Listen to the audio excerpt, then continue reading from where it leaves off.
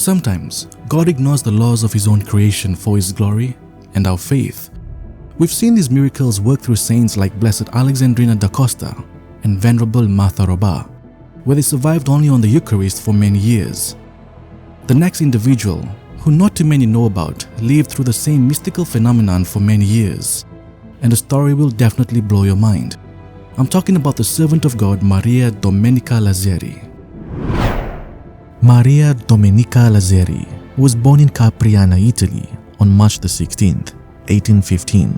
She was the youngest of 5 children born to Margaret and Bartolo Lazzeri, who was a miller by trade. However, Bartolo died in 1829 from pneumonia. The loss of her dad had a profound effect on his youngest child. Maria's childhood had been peaceful and uneventful up until her dad's passing. People said that it was from this point on that Maria's health began to deteriorate and a mystical journey began. Unexplained physical illnesses seized hold of her, and she quickly became weaker. At the same time, her spirituality began to intensify. During her early teen years, her love and compassion for the sick and suffering were pronounced.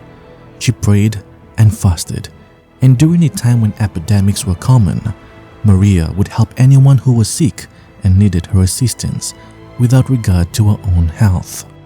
When Maria was 17 or 18, the entire region was infected with what was called the grippe, which was the common flu. People who survived seemed to recover within a week or 2. This was not true for Maria. The young woman was constantly ill for over a year, and in spite of that, she spent countless hours helping take care of local families. Maria had a love for reading about the lives of the saints. She especially loved to read about the works of Saint Alphonsus Liguori, but most of all, she would absorb herself in the accounts of the Passion and death of Jesus. On August 15, 1833, when Maria was 19 years old, she was ordered to bed as the doctors thought the grippe had once again attacked her. But this was not the case. Maria would be bedridden from this point on for the rest of her life. From that day forward, Maria began suffering greatly. She received the stigmata, the wounds of Christ, and could not sleep or eat and drink. The only thing she could partake of was Holy Communion. Maria Domenica Lazzeri, until her death 14 years later, lived bedridden and immobilized. Her hands, her feet, and her ribs displayed deep wounds.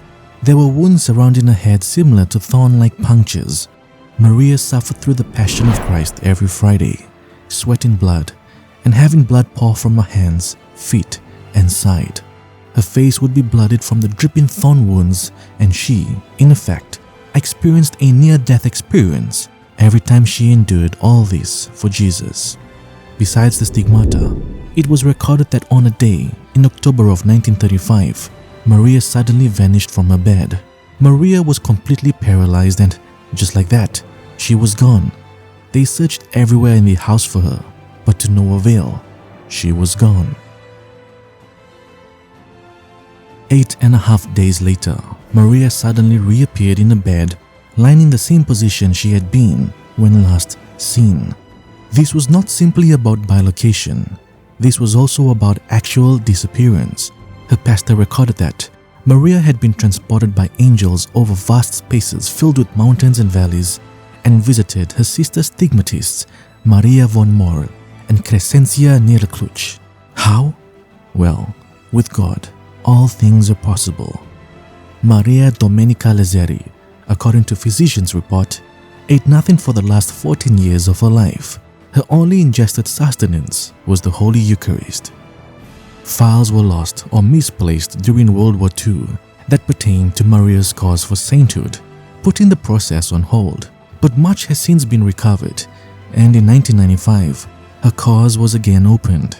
She has been declared a servant of God, and the cause for her heroic virtue is being examined. Servant of God, Maria Domenica Lazzeri, please pray for us.